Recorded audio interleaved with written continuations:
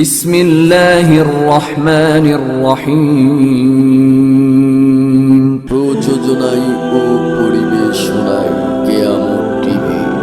الحمد لله نحمده ونستعينه ونستغفره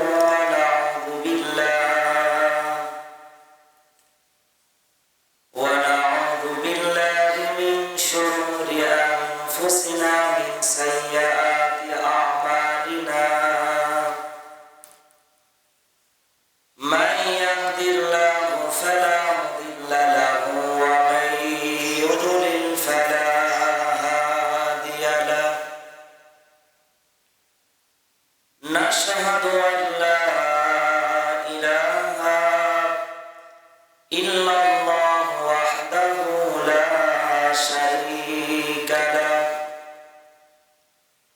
ونشهد أن سيدنا ومولانا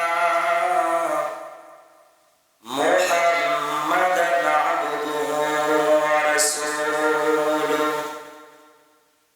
الذي أرسل رسوله بالحق بشيرا ونذيرا فقد قال الله تبارك وتعالى في كلامه المجيد والفرقانه الحميد جواب سيدي الشغل يقول أعوذ بالله من الشيطان الرجيم بسم الله الرحمن الرحيم وقضى ربك ألا تعبدوا إلا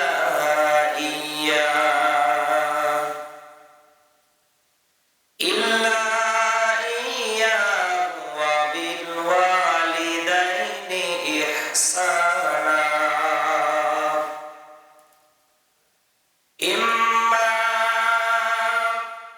يبلغن عندك الكبر أحدهما أو كلاهما فلا تقل لهما أف ولا تنهرهما وقل لهما قولا كريما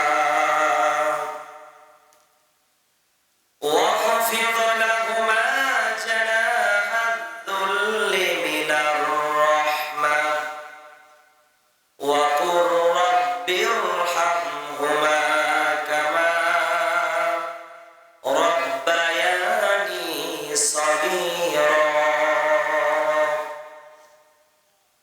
وقال رسول الله صلى الله عليه وسلم جاء رجل فيسأل من أحق بحسن صحابته قال أمك قال ثم من قال أمك قال ثم من قال أمك قال ثم من قال أبوك إن الله وملائكته يصلون على النبي يا أيها الذين آمنوا صلوا عليه وسلموا تسليما দরুদ পাঠ করছি যেটি নামাজের ভিতরে পাঠ করা হয় আল্লাহুম্মা সাল্লি আলা মুহাম্মাদ ওয়া আলা আলি মুহাম্মাদ কামা সাল্লাইতা আলা ইব্রাহিম ওয়া আলা আলি ইব্রাহিম আলি মুহাম্মাদ কামা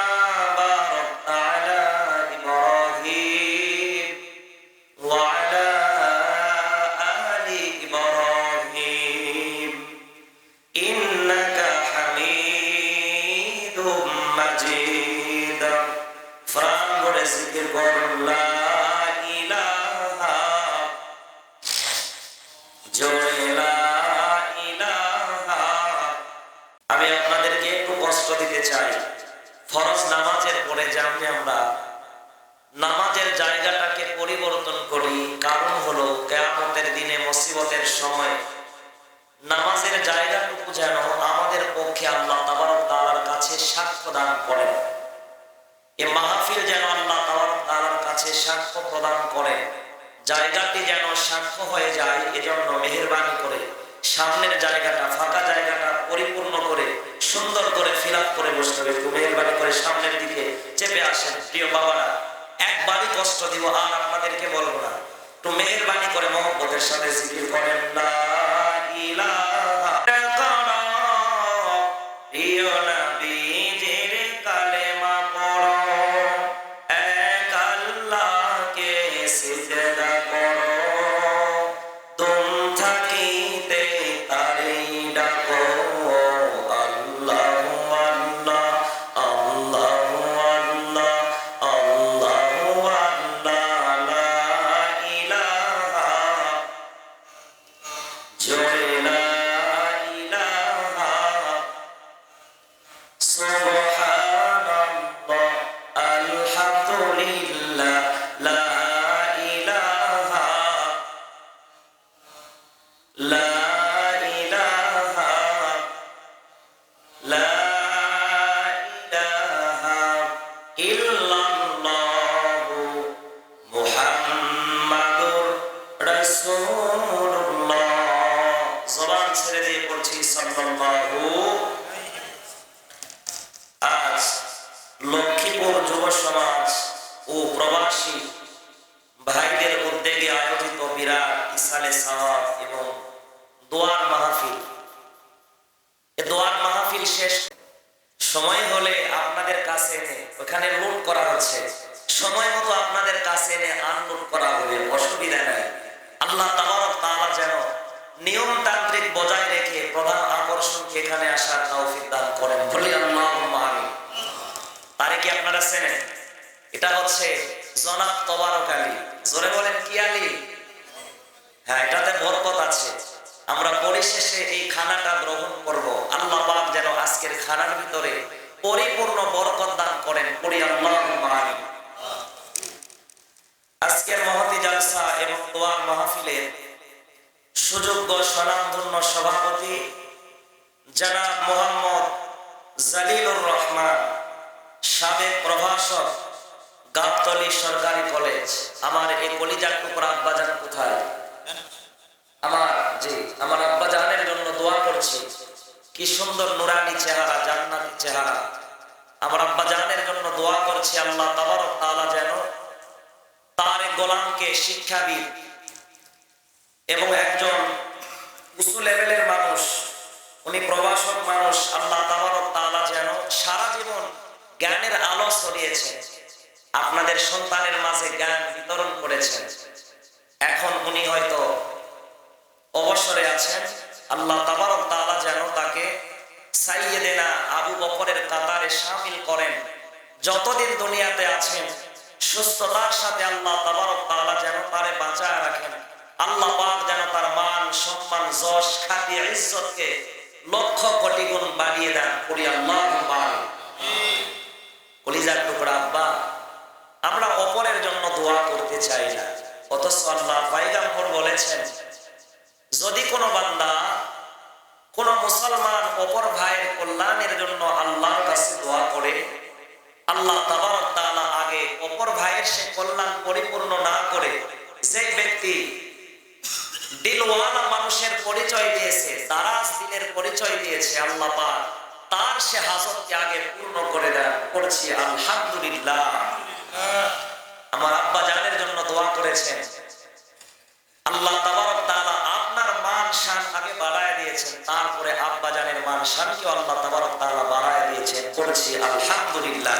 এই যিনি জনাব গোলাম মুস্তাফা মন্ডল সহ আমারে যিনি দাওয়াত দিয়েছেন, আমার কলিজার টুকরা মোহাম্মতের ভাই, আমার পেছনে বসা আপনাদের নসরতপুর রেল লাইন সংলগ্ন হাফেজিয়া নুরানি মাদ্রাসার সম্মানিত উস্তাজ মুহতামিম কলিজার টুকরা ভাই বসা, আল্লাহ তাবারক তাআলা যেন আমার ভাইয়ের মান শানকে বুলন্দ করেন এবং দ্বীনের খেদমত যেন আল্লাহ তাবারক তাআলা তার দ্বারা প্রচার এবং প্রসার করা তৌফিক দান করেন। করি আল্লাহুম্মা আমিন।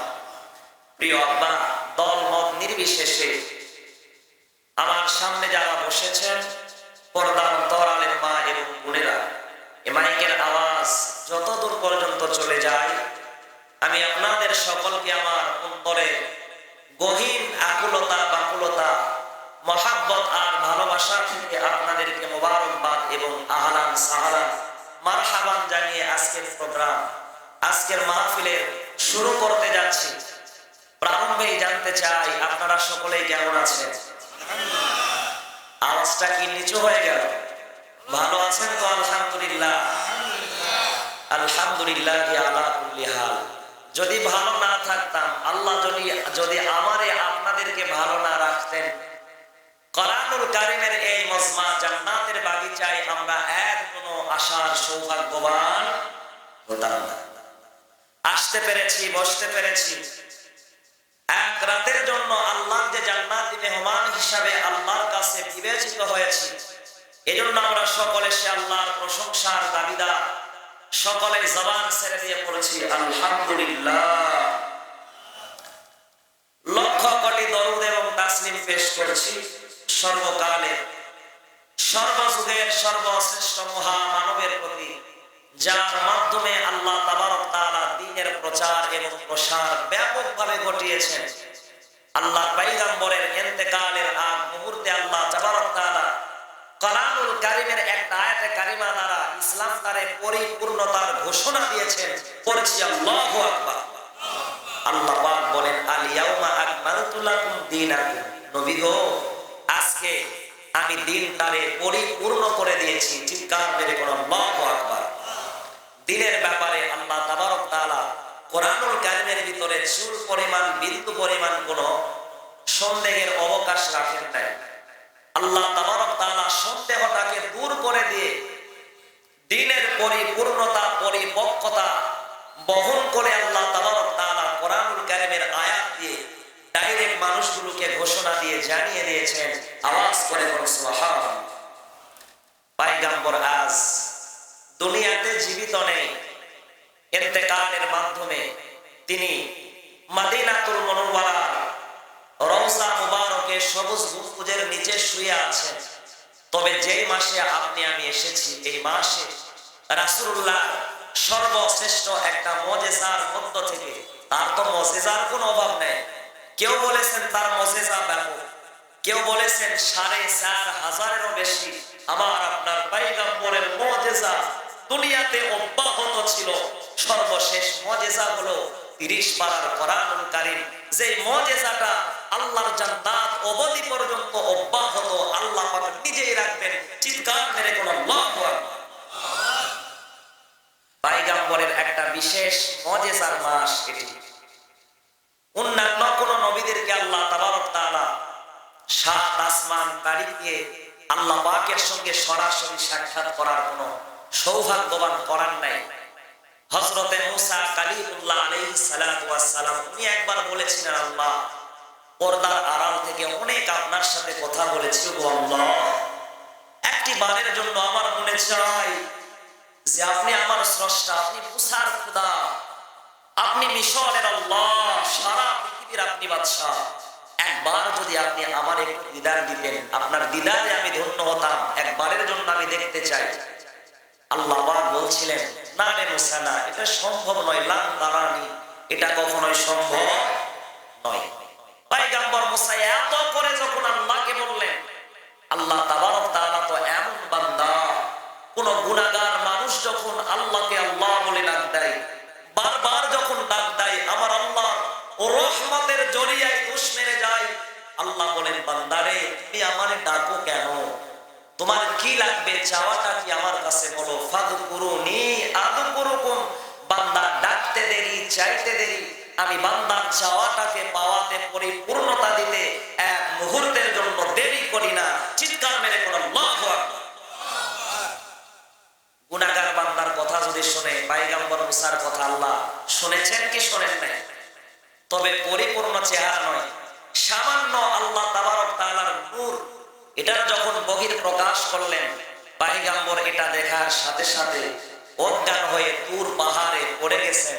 কেউ বলেছেন পাহাড়টার নাম ছিল সিনাই পর্বত। এই পাহাড়ে উনি পড়ে গেছেন অজ্ঞান হয়ে। পয়গম্বর মুসা আল্লাহকে দেখেন নাই।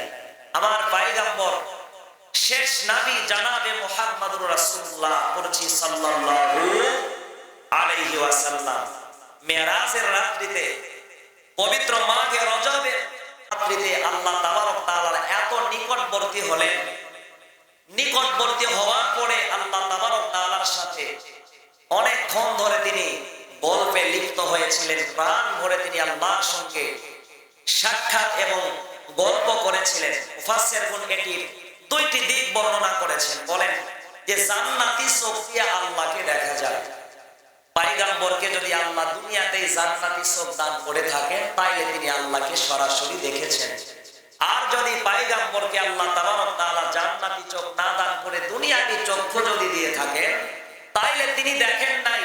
নিরাপদ দূরত্ব বজায় রেখে, কতটুকু দূরত্ব সূরা নাজমিতে আল্লাহ তাবারক তাআলা স্পষ্ট করে জানিয়ে দিয়েছেন যে একটা তীরের রশি আর তীরের যে আপনার বাঁশটা থাকে, এই রশি আর বাঁশ এটার যে মধ্যেকার একটা তফাৎ থাকে, একটা ফারাক থাকে, এত দূর নিরাপদ দূরত্ব বজায় রেখে পয়গম্বর আল্লাহর সঙ্গে দীর্ঘক্ষণ গল্প আলাপে লিপ্ত ছিলেন। আওয়াজ করে বলুন আল্লাহু আকবার। এটি মেরাজের মাস। আমরা তো নবীকে ভুলে থাকি, কিন্তু পয়গম্বর গভীর রজনীতে, রজব মাসে 7 আসমান পাড়ি দিয়া, সিদরাতুল মুনতাহা পাড়ি দিয়া আল্লাহর সঙ্গে মোলাকাতে, আল্লাহর সঙ্গে গল্প আলাপে গিয়ে গুনাহগার উম্মতের কথা একদম বেমালুম ভুলে গেলেন না। যেই জায়গাতে নবী গিয়েছেন, সেইখানে নবী তার গুনাহগার উম্মতের কথা আমার আল্লাহর কাছে পেশ করেছেন। আওয়াজ করে বলেন আল্লাহু আকবার। প্রিয় বাবারা আমার, নজর করেন, জায়াতে কালিমা তেলাওয়াত করেছি, শায়াতে কালিমার দিকে চলে যাব। তবে আমার নবীর মুজিজার কথা সামান্য একটু বলতে হবে। নবী আমার 7 আসমান পাড়ি দিয়া যখন আল্লাহ তাবারক তাআলার কাছাকাছি হয়ে গেলেন, তো একজন মানুষ আরেকজনের বাড়িতে গেলে কিছু হাদিয়া নিয়ে যায়। নবী গেলেন তার বন্ধুর কাছে, আল্লাহর কাছে তার হাবিব গেলেন, বন্ধুর কাছে বন্ধু গেলেন। কি নিয়ে যাবেন, হাদিয়াটা কি? আমার আল্লাহ তো খানা খান না, আমার আল্লাহ রাব্বুল আলামিন তো সে আল্লাহ, আমার আল্লাহ ঘুমান না, তিনি তন্দা যান না, তিনি দুনিয়াবি সকল কাজ থেকে একদম পবিত্র। এজন্য যে সূরাতে আমার আল্লাহ মেরাজ আর ইসরা আলোচনা করেছেন, আল্লাহ পাক সর্বপ্রথম তার পবিত্রতা, তার মহিমার কথা ঘোষণা করেছে। খুশি হয় বল সুবহানাল্লাহ। তুমি রহমান, তুমি মেহেরবান, অন্ধ গাহে না শুধুই তোমারই গুণগান, বুঝে বুঝে না তো বসান। তুমি রহমান, তুমি মেহেরবান, কখনো তোমারে যদি ভুলি, হিদায়াতের আলো দিয়ে নিও কাছে তুলি। কখনো তোমারে যদি ভুলি, ঠাই দিও গো আল্লাহ, তুমি দয়াবান, তুমি রহমান, তুমি মেহেরবান। নারায়ে তাকবীর।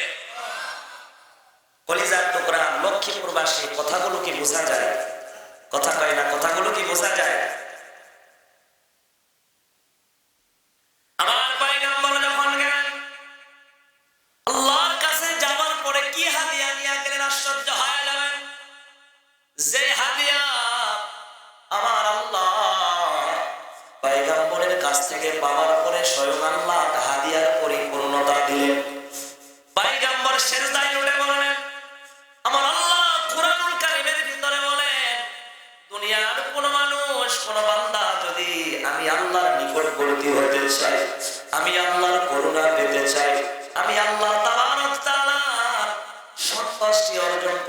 চায়, ওই বান্দার একটা কাজ আছে, কাজটা হলো ওয়াসজুদ, বান্দা সিজদা দাও। তার সিজদা যত ভালো, আল্লাহর সঙ্গে তার সম্পর্ক তত ভালো।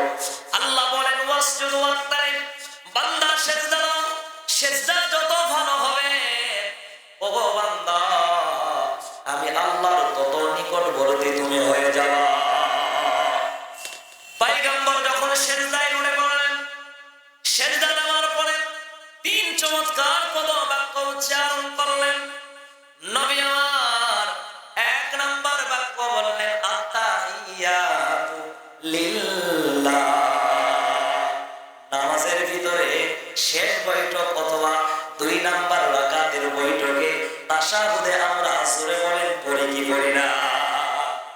কথা বলেন পড়ি কি পড়ি না? মেরাজের রাত থেকে এটি এসেছে। রাসূলুল্লাহ আল্লাহ তাবারক তাআলার সঙ্গে মেরাজ করেছেন। কেউ বলেছেন 10টি মত দিয়েছেন, সিরাতে মুস্তাফার ভিতরে আমি পড়েছি 10টি মত আছে। কেউ বলেন হিজরতের 5 মাস পূর্বে, কেউ বলেন হিজরতের 6 মাস পূর্বে, কেউ বলেন হিজরতের 1 বছর আগে। সর্বশেষ তিনি মত দিয়েছেন ইবনে আব্বাস রাদিয়াল্লাহু তাআলা আনহুমা, উনি বলেন উনি রাসূলুল্লাহর চাচাতো ভাই ছিলেন, উনি ছিলেন রাইসুল মুফাসসিরিন, মুফাসসিরদের তিনি সরদার, তিনি নেতা ছিলেন। উনি বলেন না, পয়গম্বর হিজরতের দেড় বছর অর্থাৎ 1 বছর 6 মাস পূর্বে তার মেরাজ হয়েছিল। চিৎকার মেরে বলুন আল্লাহু আকবার। প্রিয় বাবা আমার নজর করেন, নবী আমার 1 নম্বরে কয় আত্তাহিয়াতু লিল্লাহ। ও আল্লাহ, আমার আত্মিক আমার জাগতিক অর্থাৎ দৈহিক আর আত্মিক বাহ্যিক আর ভেতরে যতগুলো ইবাদত করি, যতগুলো প্রশংসা করি, একমাত্র প্রশংসার দাবিদার হকদার বলা তুমি লিল্লাহ, তোমার জন্য। ওয়াসসালাওয়াত, ও আল্লাহ নামাজ আপনার জন্য। মুফাসসিরগণ নামাজের শাব্দিক ব্যাখ্যায় লিখেন নামাজের 1 নাম্বার অর্থ হলো দোয়া, আল্লাহর কাছে চাওয়া। নামাজের পরে কোনো মানুষ যখন আল্লাহর কাছে চায়, আমার আল্লাহ রাব্বুল আলামিন এত বেশি রাজি আর খুশি হয়ে যান। কোন মুরব্বী মানুষ, দাড়ি পাকা চুল পাকা মানুষগুলো যখন আল্লাহর কাছে দোয়া করে, নবী কই যার দাড়ি পেকে গেছে, যার চুল পেকে গেছে, তার একটা মর্যাদা বৃদ্ধি পেয়ে গেছে। আমার আল্লাহ দাড়ি পাকা চুল পাকা মুরব্বী মানুষগুলোর হাতকে ফেরত দিতে তিনি নিজেই লজ্জা বোধ করেন। প্রিয় বাবা আমার, মুরব্বীদেরকে অবহেলা করা যাবে না। মুরব্বীরা হলো শ্রদ্ধার পাত্র। এজন্য অনেক মুরব্বীরা এসেছেন, ওগো মুরব্বী আব্বা দিলের কান দিয়ে আলোচনা শোনেন। আমার নবী বলেন ওগো আল্লাহ ওয়াসসালাওয়াত, একমাত্র নামাজ তোমার জন্য। নামাজের 1 নাম্বার শাব্দিক অর্থ হলো দোয়া, 2 নাম্বার অর্থ হলো ইস্তেগফার, অর্থাৎ বান্দা যখন আল্লাহর কাছে ক্ষমা প্রার্থনা করে নামাজের মাধ্যমে আমার আল্লাহ বান্দাকে ক্ষমা করে দিতে 1 মুহূর্তের জন্য দেরি করেন না। কোরআনুল কারীমের ভিতরে দলিল আছে নামাজ আর ধৈর্যের মাধ্যমে আল্লাহর কাছে সাহায্য চাইতে হবে। কোরআনুল কারীমের ভিতরে জোরে বলেন দলিল আছে না নাই? কথা কয় না, জোরে বলেন আছে না নাই? না ওনারা মনে করেছেন যে আছেই কিনা। আমার আল্লাহ রাব্বুল আলামিন বলেন ইয়া আইয়ুহাল্লাযীনা আমানুস্তাঈনু বিস-সাবরি ওয়াস-সালাহ ইন্নাল্লাহা মা'আস সাবিরিন। আমার আল্লাহ সূরা বাকারার ভিতরে জানায় দিলেন, এই ইমানদার বান্দারা আল্লাযীনা আমানু, এই ইমানদার বান্দা ইস্তাঈনু সাহায্য প্রার্থনা করো তোমরা, সাবরি ওয়াস-সালাহ 1 নম্বরে ধৈর্য ধারণ করো, বিচলিত হওয়া যাবে না। 2 নম্বরে নামাজ চালায়া যাও। ধৈর্য যেই বান্দা ধরবে আর যেই বান্দা নামাজ আদায় করবে, আমার আল্লাহ বলেন ইন্নাল্লাহা মা'আস সাবিরিন।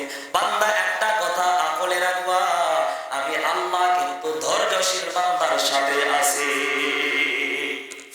আধারে ভয় পেও না, আধারে ভয় পেও না, আলো আছে আড়ালে, কালো সব পালিয়ে যাবে তুমি উঠে দাঁড়ালে। আধারে ভয় পেও না, আধারে ভয় পেও না, আলো আছে আড়ালে, কালো সব পালিয়ে যাবে তুমি উঠে দাঁড়ালে, কালো সব পালিয়ে যাবে তুমি উঠে দাঁড়ালে। জোরে বলেন ঠিক কিনা? বালুর ওই বাঁধগুলো চল ভেসে যাবে এলেই ঢেউ, দাবানল জ্বললে পরে ফু দিয়ে টানে ভাই কেউ। বালুর ওই বাঁধগুলো চল ভেসে যাবে এলেই ঢেউ, দাবানল জ্বললে পরে ফু দিয়ে টানে ভাই কেউ। দিনের পথে চলো যদি, দিনের পথে চলো যদি শান্তি পাবা ওকালে, কালো সব পালিয়ে যাবে তুমি উঠে দাঁড়ালে।